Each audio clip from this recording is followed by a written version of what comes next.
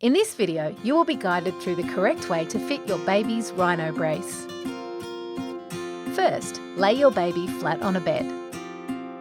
Gently lift your baby's legs from under their bottom and slide the brace underneath. Position the brace so that your baby's bottom is nearly touching the blue plastic section. It may not touch completely due to the curved shape of this section, but that's perfectly fine. Ensure that your baby's back is centred in the back section of the brace and that their legs are in the froggy position. Now we'll secure the legs one at a time. Wrap the foam around their leg, tucking it in as you go, ensuring a snug fit.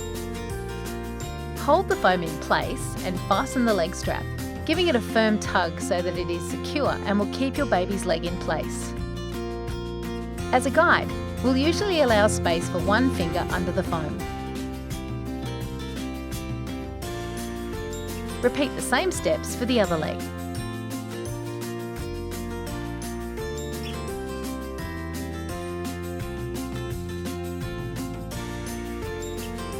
Finally, we will fasten the tummy strap. This strap doesn't need to be tight. Place one hand underneath the strap to allow for some space.